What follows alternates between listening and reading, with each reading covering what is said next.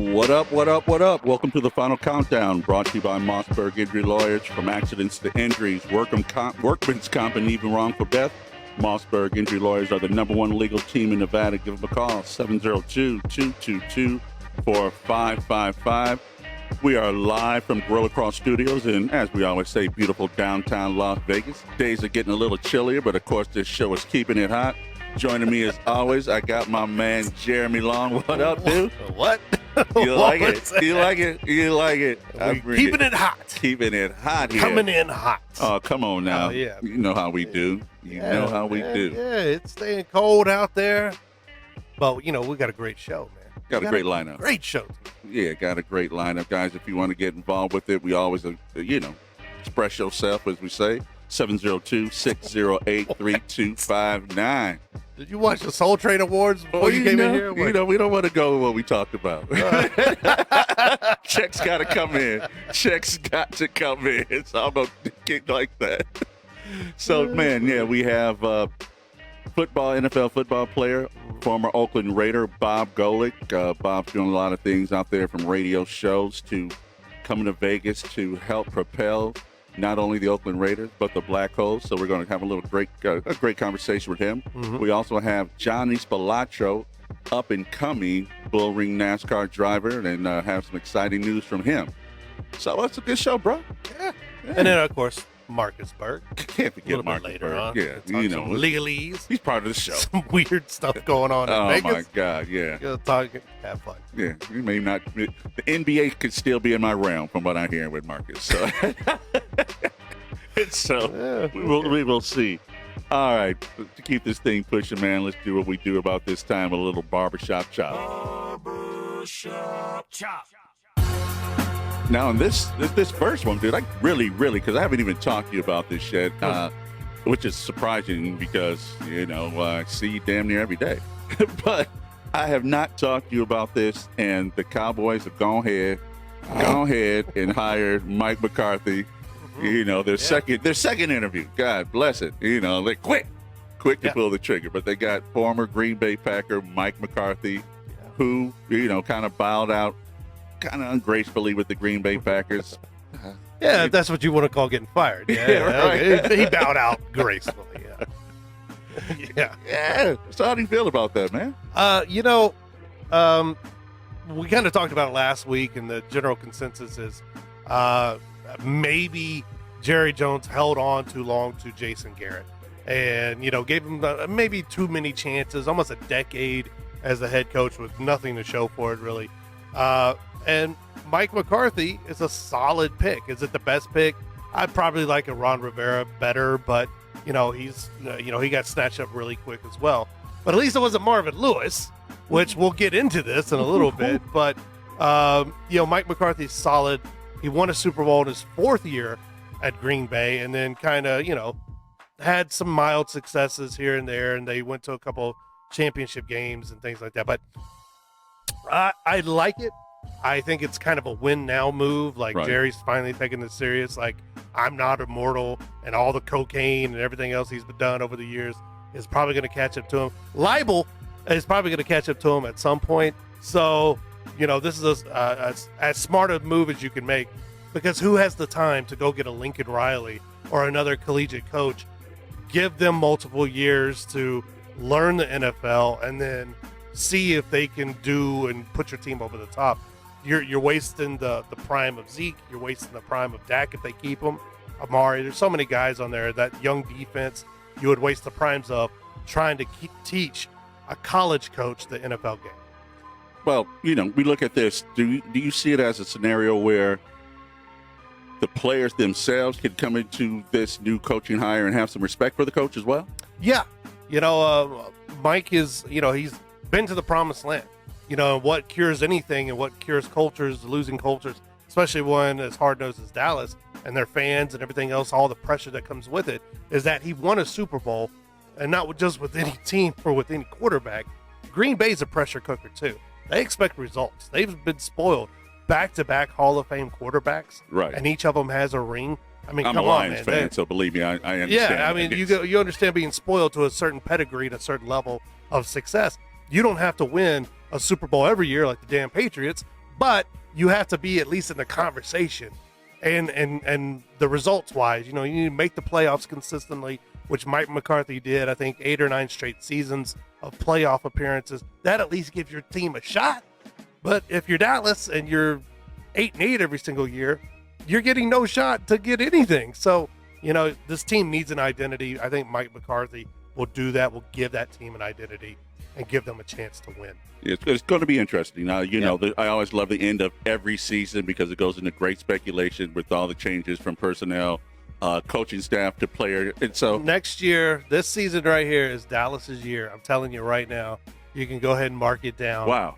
I've never heard that statement before. They ought to make some memes out of that one. Mark it down. This is our season coming up. It doesn't even matter who wins the Super Bowl this year because that's pretend.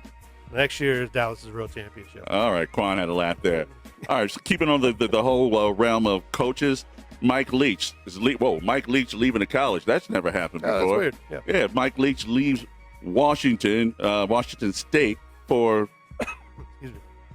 Mississippi State. Yeah, and he's SEC bound. Yeah, wow. He got he's going to the big show. Quick. Going to the big show. Yeah, well, now it actually counts.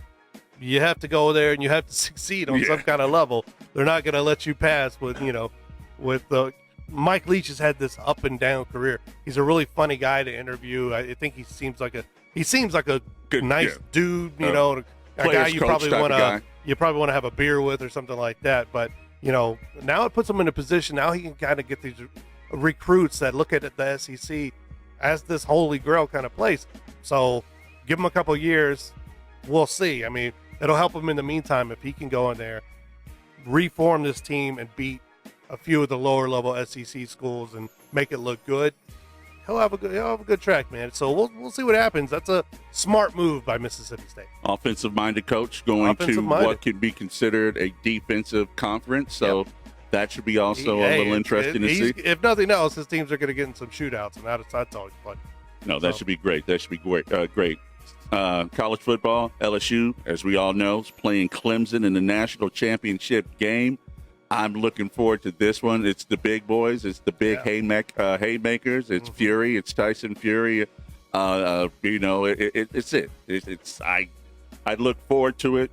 The crazy part, Ed Orgeron has not been considered a great coach or even a good coach until this year. Everyone's saying, we're considering him being the second. Yeah, that's who they had to kind of stick with, keeping the LSU thing going. And here he has. He's proven that his team can kick some butt, and they're going up against the national championship team. 29 wins at this point, if I'm not mistaken. Right. And they're going for 30 because they believe that this 30th win, which is crazy to me, would solidify them as being a powerhouse. You know what, Dabo? I'm going to kind of say you're there already, baby boy. Yeah, I'm going to say that. Right. And come on now. Hey, so you know what? Great teams always have to have a chip on their shoulder, right? It's like when the Yankees players would come out and say, everyone's betting against us. Or when Tom Brady would get on TMZ and be like, no one's giving us a shot. Bull crap. Yeah, right. That's an absolute lie. But you got to tell yourself and your team whatever to hype them up and keep them focused, because complacency does set in. And you're talking young guys with a lot of stuff on their minds right now.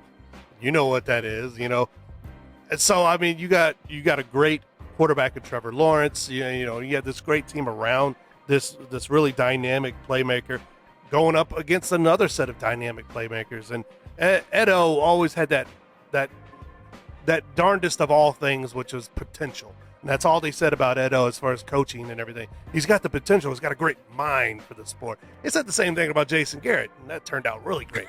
So, I mean, but Ed's, with that team that was assembled for him, basically, he's made the most out of this. And they are, and I've said it week in and week out, LSU is great on both sides of the ball, man. They got a stingy defense. Their offense is really dynamic. Joe Burrow back there throwing 8 touchdowns in one game. They're just really complete. They fly around, they hustle. So that's going to be probably, well, we're hyping it up so much, it's probably going to be a really horrible championship game. So it all comes down to how that layoff affects these teams. It affects different teams different ways. And, teams that were really good, that should have beat their opponent, end up getting blown out sometimes because the rest affected the their rest. their rust, the ring rust or field rust. And I don't understand this whole 13-day layoff. It's I don't know how much more money can you make being laid off? How much more money? Money. If it's $1 more, if Yeah, it's $1 more, if it's more $1 more, those old white men who control the NCAA want it all, baby. Oh shoot! And man, I saw this the other night. It looked horrible. Seeing one that this guy jumped so damn high. We're talking about one Anthony Davis, who was going up to contend for a rebound and literally came down on his backbone. I don't know how he didn't break his ass. I mean, I do not know, because he's not like he's the biggest guy around. Yeah. So it ain't much he was landing on back there. But they say he's fine. Now it's just about rest, putting some ice on it. But the question is, does he play this weekend with Dallas, or do they sit him down? Sit him. There's no reason for him to play. You know, if he is a driving force in your offense and everything, middle of the season, you're sitting pretty as far as the standings go. Get that guy healthy, because at the end, like we've talked about for weeks, man, the name of the game for the Lakers is championship. If they don't get that championship because they pushed Anthony Davis to come back too soon, or LeBron if his injuries or whatever, and they end up tearing something, doing more damage to their bodies, and they're out for the playoffs, that sinks any hope, any thought of a championship. And these teams are assembled for one thing and one thing only: championships. So, you know, sit them. There's no reason to rush them back. It was scary when it happened. It almost reminded me of years ago, TJ Ford, when he broke his tailbone and things like that, and the guy, you know, messed up his lower back, was never really the same dynamic player after that, even though he had mild success. Sure. But Anthony Davis and the Lakers role that he's in, they can't sit around and wait for mild success. It's championship or bust for the state. Man, and it's not funny, but if you could have just seen the way LeBron was running up to him, going, "Lord, my baby, my baby, Lord, why, Lord?" He was like, "Take me instead." Anything? You know, I'm surprised he didn't rent his clothes in twain and looking like a black mother at a funeral, just throw himself over the casket. I know. Oh my God! But no, I agree with you. This one, they need to sit him down right now. It's the middle of the pack. If they go 50-50 for the next, name the amount of games. If it's 5 games, if it's 7 games, it's going to be okay. They're at the top of the heap right now. Yeah. From a power ranking standpoint, if you look at them, they are who we thought they were. You know, to take that line from Denny Green, and no, I wholeheartedly sit him down, get him well. The only nemesis that you guys have is worrying about how you need to beat the Clippers come May. How many heartbeats did you skip? I mean, you're a big Lakers fan. How many heartbeats did you skip? Oh, man, come on. I know Quan's Golden State. Yeah, I teared up. It was one that, that Indian tear that comes up, I just had that, and I went, oh, Lord, I need to start a GoFundMe. That's pollution. Yeah. That's not picking up the right trash. Yeah. What are you talking about? Oh, yeah, GoFundMe started all across the world. It was what it was. Was what it was. I think our first guest, we're going to cut this short. Our first guest. And we have our first guest, former NFL player, former Oakland Raiders, doing some great things in the city, has his own radio show. And we're happy to have Mr. Bob Golic. Bob, how we doing, man? Don't cut. I was enjoying listening to you guys. Don't cut it short. I'm just kicking back, listening, enjoying it. So I'm doing good though. Oh, well, good, man. It was great seeing you yesterday. Have an opportunity to sit down. As we had our meeting with the black hole. Man, it's a lot of exciting things coming up in the city. Yeah, I'll tell you what. It's amazing. We're working on the Westgate.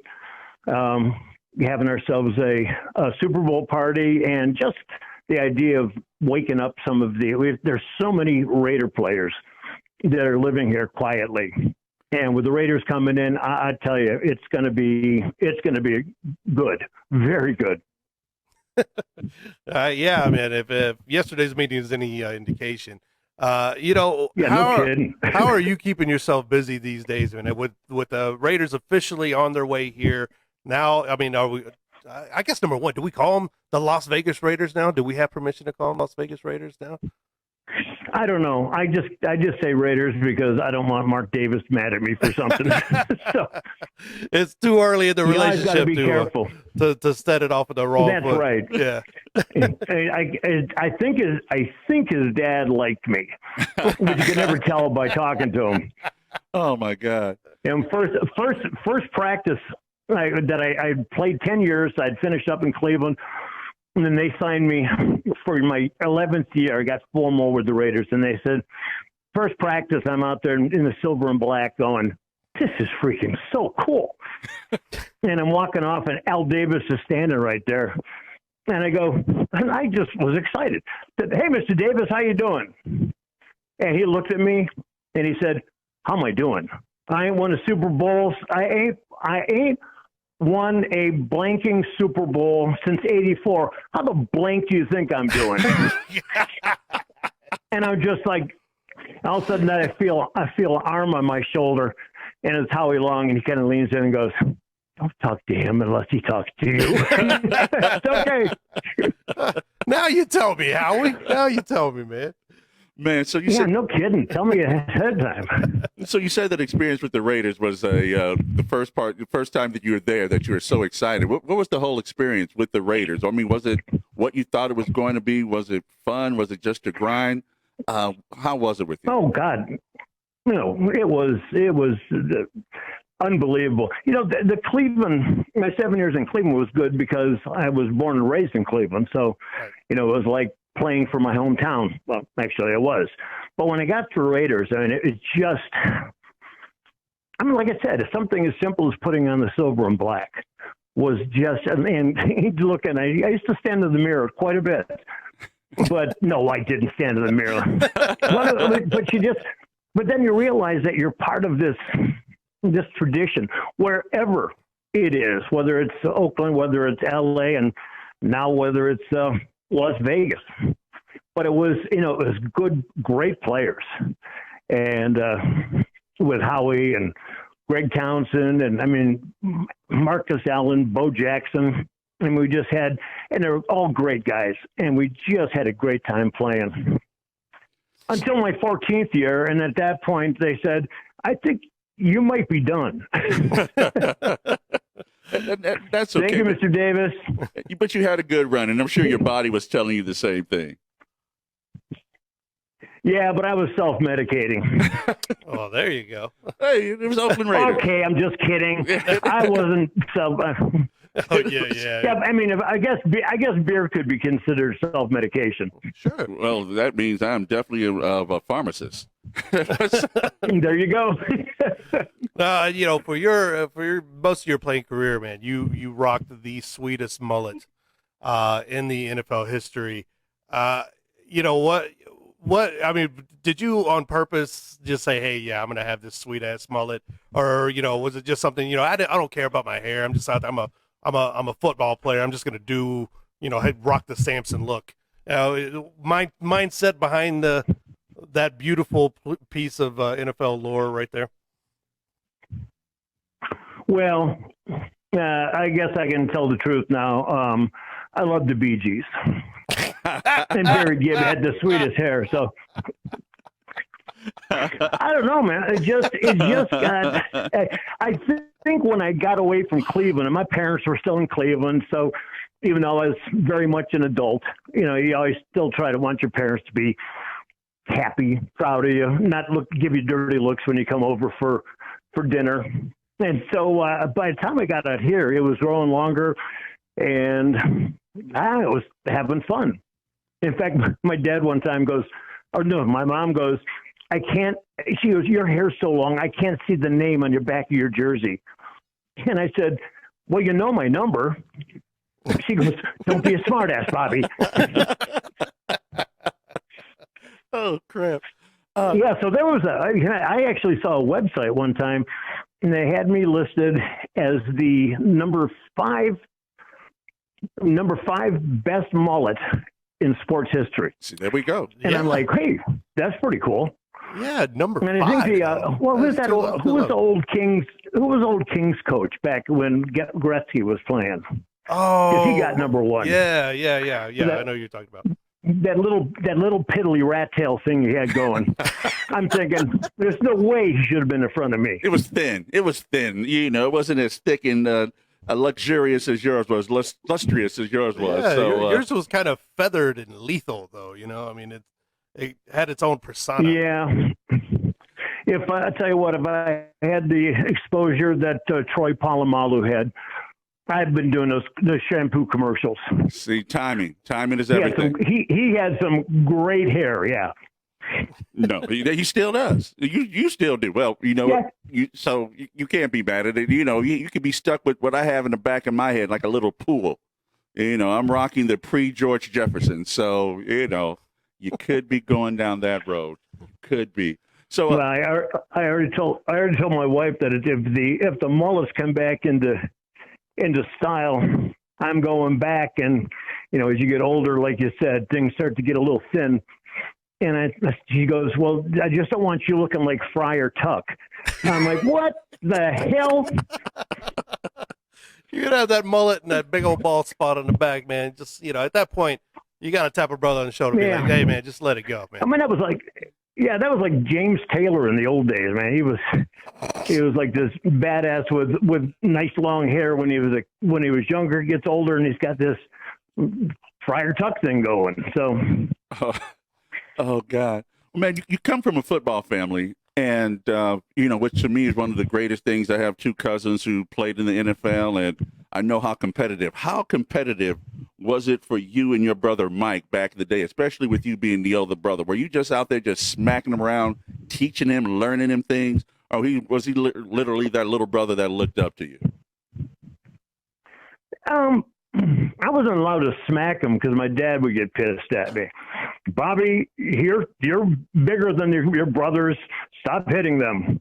I said, but that's what I'm supposed to do. You knew your But role. I had Mike was my youngest. Michael was my youngest brother. I had a brother, Greg. I have a brother, Greg, who was between me and Mike. And they both started playing ball. And then when it came time, I had gone to Notre Dame, and then they liked a lot of these schools like genes, good genes. And so I told them, I said, hey, take a look at my brothers. And so both my brothers ended up getting scholarships to Notre Dame too. So at that point, I was my dad's favorite because he didn't have to pay any tuition. But yeah, well, we didn't really. Me and Mike were probably 5 or 6 years apart, so we never really came together. I tried to help him whenever, but I don't think I ever antagonized him much. Okay. I do now. Nice. Well, man, of course, the talk with the Raiders coming to town, and they had what many would consider a disappointing season. But, what you looking at this team there, I mean, what do you see how do you see things fixing it, or what do you see the team needs to fix for next season going into new town, new kind of fan base, new kind of city? I know you said they had kind of a disappointing season, but I've been in Cleveland for the last bunch of years, and so what was that? We were 2 years ago. We were 1-31 over 2 years, and it was not good. But yeah, I don't know. I first off, I look and I can't believe that Khalil Mack and these guys, and I mean, I can't believe that he's gone. The running back who's in Seattle now, right? I mean, it's freaking unbelievable. Marshawn Lynch. I mean, These are guys that they had, and they let him go. I mean, it just, I don't know, seems kind of wild. Those are the kind of guys that, I know this sounds like this is kind of deep thinking by a former NFL player. You need guys like that. You need good players. So I don't know, and it starts with a quarterback. I think a lot of it starts with a quarterback. We actually got one in Cleveland too, but we didn't have a running game. So they got to find a way. You can't just put piece by piece, try to put people in different places and hope for the best. I mean, there's got to be an idea. I mean, what's your quarterback do? What's he best at? How can the running game help? I mean, it's just one. And I'll tell you what, defense. as the saying goes, that an offense can I'm trying to remember how it said. Anyway, defense is the one that actually wins games. If we score, we might win. If they don't score, we'll never lose. That's right. That's absolutely right. Do you buy any of this talk? And I apologize. I've been hitting the head a lot, so no. You're good. You're good. Sometimes I forget some things. Yeah. Do you buy any of this talk of Tom Brady to the Raiders for some reason? I don't know. It seems like everywhere you go, you have rumors about Tom Brady going. You know, he says he wants to go until he's 45, which I guess is 3 more years, and which is amazing. But and it's still, no matter how far he goes, he'd have to go to what was George Blanda. Oh, I mean, he was like the oldest player, the old Raider. Right. Yeah. I think he's like 47, 49, somewhere in that area. Yeah, and he was quarterback / straight on kicker. Right. Oh yeah, my he God. was 48. Yeah. 48. Okay. Yeah, no, he went a long time. And those were in the hitting days. Yes, right. In the hitting days. Don't get me going. And that stuff. But rumors everywhere. In fact, one of the big rumors now is, because I'm living in Cleveland right now, that's why I keep referencing them, is that we're looking for a coach also. They're looking at possibly Josh McDaniels.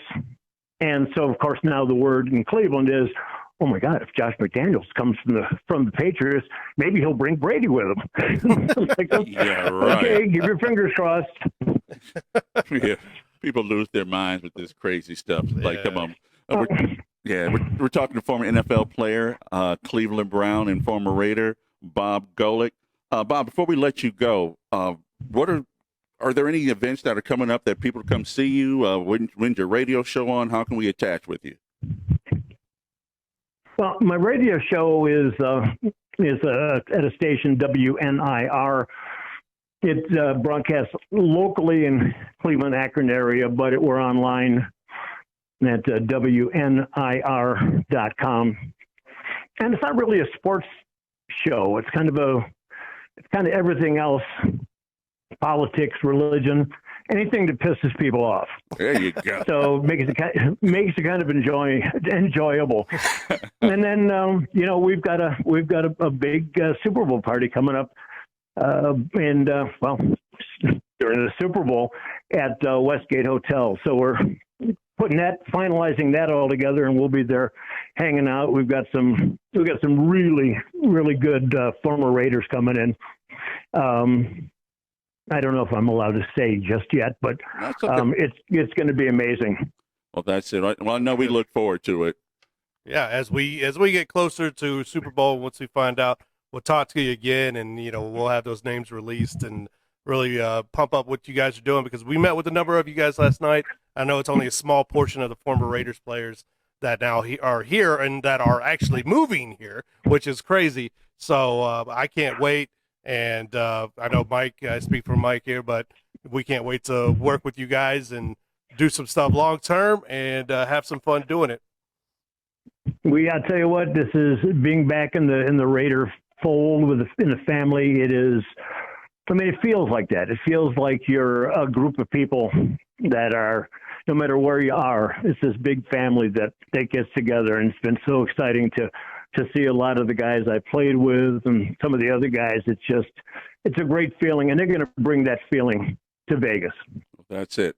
Well, Bob, we appreciate you joining us. And as Jeremy said, we look forward to seeing you down the road and having you back on the show. All right, man. Thanks. All right. Safe Take travels. care. Yep. Bye. All right, Bob. Former NFL player, former Raider, Bob Golic. Yeah, I love it, man. It's exciting times right now. It just really is. All these various opportunities that are coming up, folks. You want to make sure and listen here. If you want to be involved in, we're not pitching or trying to sell, but sports marketing, be a part of what's happening here. If not just football, everything. This is the place where you get that information. We those guys, them boys. Yeah, especially as we get closer. We'll have the inside track on a bunch of tailgate parties and things of that nature, you'll want to tune in. That's Check it all out, man. All right. So we're just going to roll right into our next one, and I believe this is Johnny Spilotro giving us a call. Johnny, are you there, brother? Johnny, are you there? No, Johnny is not there now. Okay. He hung up. He hung up. He had things to do. Hey, race car drivers are fast. Yeah, see, like, they got stuff to do. Yeah, the pit crew's like, we got to go. We got to go do You're working things. on the car. You're getting ready for the track. He's got bills to pay. I don't know. That's it. Man, He's got left turns to make, Yeah, all the time. As we sit here in the studio, Mo, the great thing, as we always talk about, we're here live from beautiful downtown Las Vegas. Grill Across, they have new studios, and we have the TV up here. And one of the games we have on right now is the Philadelphia 76ers against the Boston Celtics. Yep. And, man, I don't know if you guys saw it earlier this week. My days have been rolling since the holidays. Mm-hmm. But I think earlier this week with Joel Embiid, like this ain't a cussing station. Yeah. But if I could cuss, his finger up. Yeah. Oh, my God. It was he was pointing east, and his finger was pointing north. God, that was gross. Man, he has torn ligaments in that finger. No timetable on his return. But, I mean, that's tough, man. And that's a painful injury. Oh, my God. It has to be. It's but you know what? It's almost in the same scenario because back in the 70s and the 80s, big men, players, they played through those things, because it was all about having that best record. Every game counted. You really never knew where you were. Absolutely. So you had to catch that. So, and, quick recovery to him. And, hey, coming back to us, and, he just came through the left turn. I will never say right turn to him again because he was like, what track do you have me on? It's our guy, Johnny Spilotro. Jay, what's going on, sir? What's going on, guys? How you all doing? Doing all right, man. How is everything in the racing world for you? Everything in the racing world right now is sitting pretty. We're just on our way over to the shop right now, getting ready to fix up our car and get it ready for February 20th. Yeah, February 20th, you guys begin your racing season out at the Bull Ring. Let's give the people a little bit of background. Johnny Spilotro, tell me how did you get into racing a little bit and why you decided that you were going to go fast for you, as Ricky Bobby would say. Well, my dad brought up that suggestion. Ever since I was around 4, maybe 5 years old, he ran what was called limited late models back at the Bull Ring. Mm-hmm. When it just first opened up. Honestly, like when he first started out, my first impression was he raced against guys like Jeff Gordon every week. So I thought that was cool. It was always something I wanted to be an integral part of. So, he kind of got me into it. I'd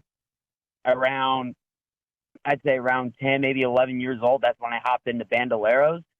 Stayed there for 4 years, moved up to street stock, stayed there for another 4 years, and then here we are in the super late model division for year 3, pretty much. So it's gonna be a fun one for sure.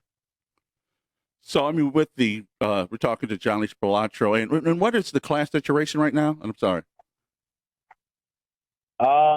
Super late models. Okay. Yeah. Uh-huh. No, so, with that coming out, we know that everything has changed as far as the NASCAR season. We have 2 races now. What are some of the big changes that are happening that you're excited about? Well, obviously the biggest change that we're looking forward to the most is the one that's right in front of me. I've always wanted to run on Cup weekend for a really long time. And with February 20th, right before, all the NASCAR action, basically kicks off, I get to go out there and showcase my stuff in front of everybody notable in the industry. So I'm very excited for that opportunity, and hopefully we could put on a good showing for sure. Yeah, what are you hoping to show them? I mean, because it's not just you're racing; you get to actually spend one-on-one time with a lot of these folks. I mean, what do you hope to show them off track as well as on track? Mainly to mainly to show that I am, a very approachable person, outside the track, but when I'm inside the car, it's cat go. I give it, 110% every single lap, everything I got, and I always strive for the best finish that I possibly can, and I always want to go beyond, the limits that the car sets before me, the track sets before me, and looking to take down, every single opponent that stands in front of me, one car at a time, and just get the best spot we possibly can. So hopefully we get a good finish out of that, put on a good showing, and put on a good show for the fans, chat with them a little bit, and yeah, definitely put some eyeballs on it for sure. Yeah. So, I mean, you sound excited, which is always a great thing, but you also have some new things, a couple new sponsors coming up. Tell us about that. That's right. Coming on board for us for 2020 is going to be Diamondback Land Surveying. They're going to be hopping aboard, my 77 Chevrolet SS, along with Bravo Tickets, Polar Shades, Anson, and CSM Graphics, and I can't wait for the partnership if we're going to have with Diamondback Land Surveying and with Full Metal Worldwide hopping on board. Kind of managing that path for us. We're going to be at a lot of events, and I know Trent over there is very excited as well. So I couldn't be any happier with this partnership. I know they're big in the Las Vegas sports world, and I'm just thrilled to be a part of it. Yeah, no, I mean, it sounds exciting. Everything that is right in front of you, dude, is your apple, man. And I know that you're gonna have a successful season. But I want to kind of go out the realm. A lot of stuff. We got football coming up. We got some football, man. We got football. Clemson. We got Clemson, LSU. Who do you have? I will have to go with. I'll have to go with LSU. I think they're the better team. I'm thinking, Joe Burrow's pretty much going to be, untouchable, and probably, light it up. They have a really good, solid defense. I like their head coach, an old USC head coach. He has that little bit of fight on mentality in him and stuff like that. But don't sleep on Clemson either. I wouldn't be shocked if Clemson pulls it off. They have a really, really deep lineup. Even with Trevor Lawrence out, they'll still be good. But Trevor Lawrence definitely will show up, and Dabo's pretty smart when it comes to game planning and trick plays and all that stuff. So expect the unexpected for sure. Well, the good news is one of your predictions is going to be right. One of these teams is going to be right. Did he just fence on me? You went political on us. You said LSU, and then you said, hey, Clemson also is going to win this. Well, who's going to win the Super Bowl? There's 8 teams that could possibly win it right now. Whoever scores the most points is going to win that game. Whoever's up at the end of the game could Johnny, win it. You know what? After the many years from now, when your racing career is over, you have a new career as a politician, and you're in the perfect town for it. And you got the lineage and the heritage to make a perfect politician as well, Mr. Spilotro. Oddly enough, my nickname at the racetrack is the Senator. And everybody at the shop always calls me Governor for that reason. So. Oh, that's it. Nobody calls you that. Stop it. I guess it's stuck. Oh, shoot. You know what? We'll start calling you that. All right, Governor. Wait, is it Governor or Senator? The Senator. Yeah. We don't know. Either one. He'll answer way. either one. Yeah. Okay. We'll call you either one, and we'll take it from there. So when's your race? Definitely not the. Oh. Go ahead. It's not the most badass nickname that I've had, but it's definitely the funniest. Yeah, it's definitely not a badass nickname. No, oh my god! But it's funny. It's funny. We'll take that. We'll take that. So you got the race coming up. When's the date? What's the time? February 20th. Gates are open at 5, and our race goes off at 7. It's going to be right before the ARCA Menard Series West kicks off. their season with the Star Nursery 150. And there's going to be a pre-race autograph session, right before all that. We're going to be on track with both the ARCA cars as well as our cars. So it's going to be a big one. Definitely our version of our Daytona 500 for sure. So I already can't wait.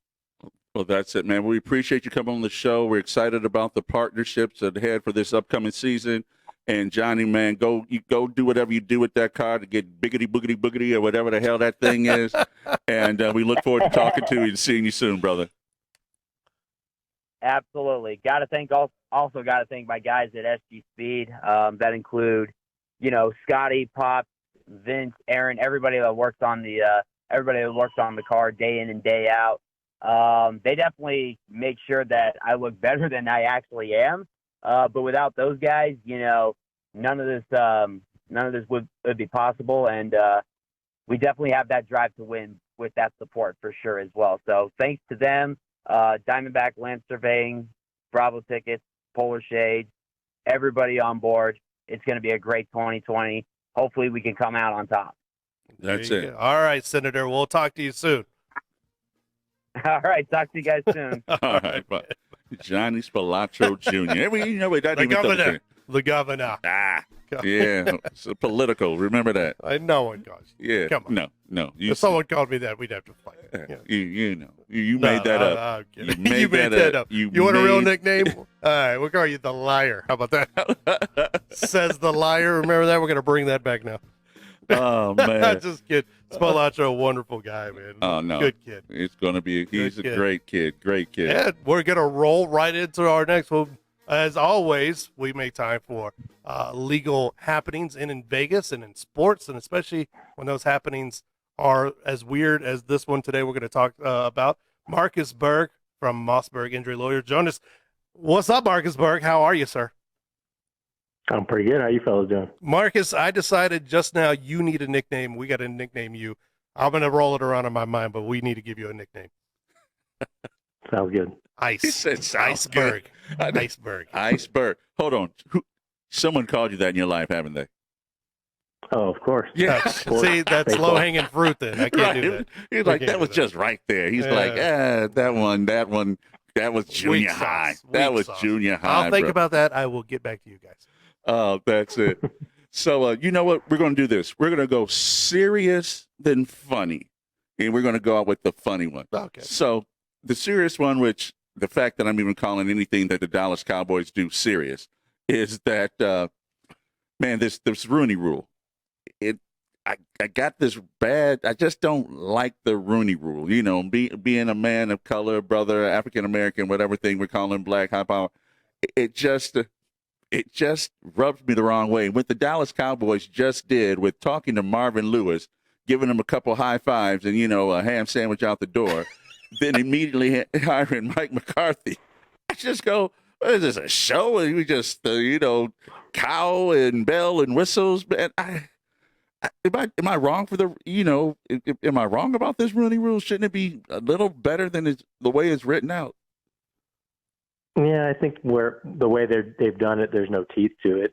I mean, you're getting interviews, you're getting minority candidates in the door, which that's a good thing. But how do you prevent a coach or an owner from already knowing who they want to hire and then saying, oh, we got to do a Rooney Rule interview?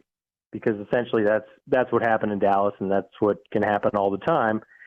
Maybe the requirement needs to be that you have to interview 2 minority coaches, but still the same thing could happen. To me, what needs to happen is there needs to be a quota for number of coaches on a team that are minorities. So not just the head coach, but let's say the coaching staff is 16. You got to have 25%. You got to have 4 coaches of minorities on the team. I mean, to me, that's the only way. And then those coaches will inevitably go up in the organization. There'll be more of a pool of them, and then you can't turn your back on them. That's what I think. Right. And you see that a lot with bigger companies. In fact, there's one, well, never mind. I'm not going to say who works for it, but they had a rule. I mean, but it was, it wasn't done off of any legalities or anything. They decided within the corporation, you know what, we're going to do at least 25% by a certain year that's going to be female and then females of color, just because we're not getting the representation that we want across the board. So, I mean, what's the best way for the NFL to handle this? Is it going to come down to litigation from someone saying, hey, we all know this is bull crap because you guys aren't doing anything about it? Or should the NFL take the step and say, yeah, let's go ahead and put something in place? What's the best course of action from lawyer to a group of lawyers? Well, that's a tough one. I think that there's no easy answer to that. It's kind of like what Marvin Lewis is saying. These owners are going to do what they want. You can't really tell them what to do. I mean, technically, the owners should probably come together and acknowledge that they've got a problem and say, all right, here's what we're going to do about it. We're going to install an internal quota. But you don't want to put things out there like that necessarily in the public. Right. It's the same situation. It's a difficult situation. There's nothing that says they have to do it, but like you said, there could be a situation where some minorities end up filing a lawsuit because they're saying they're being discriminated against. So they definitely want to be cognizant of it, and I think they are to some point. But yeah, doing something about it, that's where the NFL always seems to have a problem, right? What do they do about it? They tell their owners what to do. They're always reluctant to do that. Well, do you think that if a minority owner happens to finally get a team or, come into a place where he's actually vocal, that might be the biggest difference because now he's having influence in those actual meetings? Oh, they're happy to see you. Is that Marvin Lewis? Is that Marvin Lewis back there? You got him. Okay. Your family is happy to see you. That must be a fan of our show. That is a fan of our show. I know that. I know those cries. Those guys are still on. My God. Oh my God. I'm dying over here. Marcus, you're a lawyer. Go help that baby. You will be sued. Oh my God. We're keeping this clip. We're never getting rid of it. I'm just letting you know.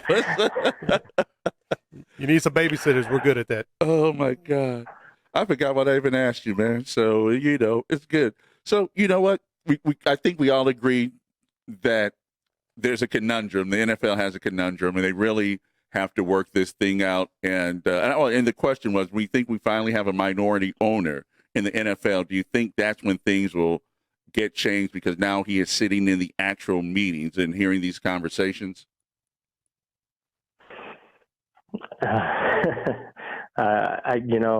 You think that things are going to change. I mean, there are minority coaches. It's just, how many owners are willing to do that? And that seems to be the issue right now. I don't think that the owners are going to sit around and say, point fingers and say, you need to do this and you need to do that, unless it deals with like Colin Kaepernick and keeping him out of the NFL. There you go. And on that one. So, Marcus, you say that I still may have a chance at the NBA if I can grow 3 or 4 more inches. Is that what you're telling me, sir? That's it. Even up to 6. Even up to 6 inches. Why don't you fill us in on what's happening out here in the world of medicine? Well, I saw this article today, and it's actually a local Las Vegas doctor who has actually treated some of my clients, Dr. Debbie Prashad. He is offering a surgery where they make an incision, and basically what they're doing is teaching your body to grow. They're letting your body, signaling your body that you're growing, and you get an iPad, and it's hooked up to a device that's implanted in your leg, and you grow a millimeter each day until you just start growing, and your body thinks that it's growing, and all of a sudden you're 5 or 6 inches taller. Holy crap. Are you serious? Does that help with just the body, or is that like... is that one specific? Is it just your legs, or can it be... Can we adjust that to anything else? It's basically a cosmetic procedure. They said that it could actually harm you athletically. You might not be able to run like you used to. Yeah. So, what if you don't care about any of that? You just want to be taller, just to stand out, because I'm always the shortest guy in every picture, and I am really getting sick and tired of Mike looking at the top of my head. Oh my God. I think you need to make a phone call. You want a referral? Yeah, I will take you up on that. Your body has to hurt. I mean, because the growing pains that you have as a natural child hurt. So you said a centimeter every day. Millimeter. A millimeter every day. I think it's a millimeter, but that's just the beginning until that's just to teach your body to grow. And then all of a sudden you're springing up 5-6 inches. I don't know how long the whole process takes, but I know that people are up and walking the day after their initial surgery. Is it temporary? Do you start to shrink again after like Benjamin Buttons? As far as I know, it's not Benjamin Button like. And am I going to be 18 again? I believe it lasts until you start shrinking at the spine. But yeah, it's leg bones, so I don't think the leg bones are ever going to shrink back. Oh my God! So it's like those guys who have those fake muscles in their arms. You just saw it. Oh my God! Hey, you know what? As George Costanza used to say, it's not fake if it's real to you. All right. So that's all we need to worry about, Mike. Oh my God. Well, Mark, as we always say, man, where can we find you? Mossberg Injury Lawyers, 702-222-4555. Man, we always appreciate you. You know, I'm sure they're writing up a recipe to sue you, whoever that child is, man. So you better go check on that.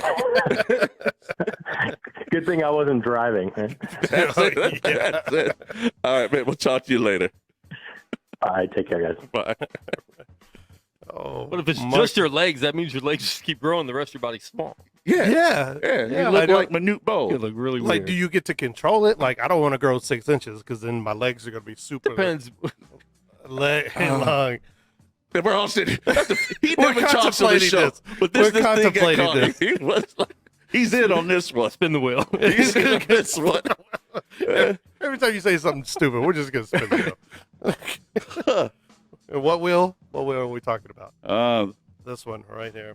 Check The it wheel out, of folks. death. Yeah. The wheel of, well, I don't know. We need a name for it. Right now we're calling it consequences, but we're going to make stupid bets. And The wheel of fortune. No one's ever. No, it's not going to be fortunate. No. It is not going to be When you fortunate. play wheel of stupid unfortune. games, you win stupid prizes. Yeah. And we are going to We'll be eating chitlins, making bets hot on sauce. different games. Chitlins and hot chips, and maybe we send you down there for that growth thing, and you have a small incision made. A small incision. That's the whole thing. That's my thing. Like if In just one leg. They call me Eileen. You walking crooked. What's wrong with him? Oh, he couldn't afford both surgeries. he's only got layaway on one of them, so I'll get a pimp shoe. I'll get an old school pimp shoe on the other one. And my stack. I'll have my stack on the other one. They call them stacks. Yeah, I'll have my stack looking like $1,000. Oh, a million's a stretch. Hop. Let's just stop there. You know, before we get out of here, man, let's be a little bit funny and do some say what. Yes. Yes. Do that. Okay. Quan, obviously laughing and pushing buttons are in a bubblegum and walking thing. Yeah, I need something better than iTunes. Say what? Oh, there we go. There, we got the remix. Hey. So, Kobe Bryant finally admits that he's pissed that he didn't catch Jordan with 6 titles. Well, I don't think that was a secret ever. You know, it's just one of those things like, I think that man's unhappy. Why? Because he never smiles? Yeah, like Kobe, we knew you're mad about this. I guess some things you just have to articulate. Do you think it would have made the debate that much harder if he would have gotten the 6 titles? No. If you think Jordan, LeBron, Kobe, No. that's tired, stupid debate. Because it's still not the same. It's And still not I'm the a same. Laker fan. It's still not the same. Why not? Oh, because it... Is it Shaq? Is it the presence of Shaq, another greatest of all time? Because then you have Scotty, right? I don't know, man. You threw too many damn variables at me. Just stop. Okay. But you know what? And I guess it's Is it because of Colorado? Whoa. wondering. Okay, I didn't know we were doing that. No. I just wondered what it is. She didn't know either. Oh. We got jokes aplenty. No, it just seems like Kobe's wins weren't as impactful as Michael's, and I don't understand why. I'm a Laker fan, dude. Again, it just does. You know, if he had won 6, it'd been okay, but you're still not Mike, because I guess maybe it's the conversation that he was always chasing Mike, and Mike was never chasing Bill. Maybe, we never maybe it's talked because, about that. Mike changed the game, Yeah. and Kobe just was a continuation of it. You know what? I like that. I Maybe like that's that. a closer, because Mike and of course David Stern and all the characters from that era, Magic and Larry, the mid late '80s all the way through the '90s and everything. It really changed the game globally, and Mike was the first global icon. I mean, Air like that. Jordans, and that thing became. I want to be like it Mike. became a thing. Be like Mike. The Ballpark commercials Franks. with Larry Bird and all these kind of things, man. Maybe Space Jam when I was little. It changed, basketball from a United States thing to a global thing. Maybe that's Fish That Saved Pittsburgh. Yeah. And maybe it's because. Did you watch that? Did either of you guys watch the Fish That Saved? You know what? I'm done with it both. We never watched I recommend horrible good movies, and you don't watch it. But you know what? But I think you did hit the nail on the head with Kobe and Mike. That Mike took it out there. He took it to the next level. And he took it to the next level on one of the highest levels because of what he did, when he did, and against who he played. Because there were some great players that he never allowed to win championships. From the Patrick Ewings, God dang, but a team got to win some when Mike stepped out. That's always the biggest debate. Would he have been able to win them? Finally got. He got two. He got two, and then Jordan came back and took it all over. He took it back out. Yeah. Okay, we got a clip that we're getting ready to show you. Which is probably one of the funniest things we're going to show you. You know what? Now's the guy from Detroit. Ex-MLB player Alex Romero attacks catcher with baseball bat during the Venezuelan baseball game. Check this out, folks.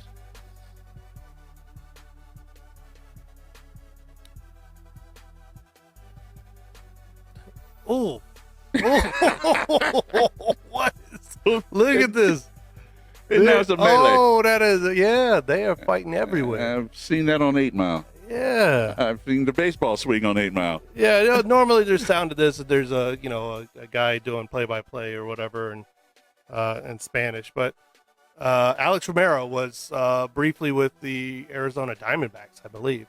And this game in particular, you see the score down there, 13-1, but it was a really contentious game. Both pitchers from both teams were apparently beaning every other batter, and it finally boiled over. And Alex Romero said, no. Once they threw behind him, he was like, nah, I'm going to take a baseball bat to somebody. It reminds me of that softball game with that pregnant woman who brought out the baseball bat. Hey, last year. What's wrong with people, man? Ooh, look at that. That's fun. That's fun minor league baseball. That's it. Hey, speaking about fun, you make sure to join us every week. We're always right here. It's me and this guy. That's J Long MP. It's the final countdown, 5 p.m. PST. Some great games this weekend. Check it out. Give us your opinion. Hit us up on Facebook, Instagram, Twitter. We'd love to hear from you. Check us out to find out where we're going to be and who we're going to be with. Raider players, Vegas night players. We never know. We're just there. Thanks to our guest today, Bob Golic and Johnny Spilotro. That's it, man. The governor. The senator. The senator, We ain't calling Johnny. you that. Yeah, he never calling him that. It's the final countdown.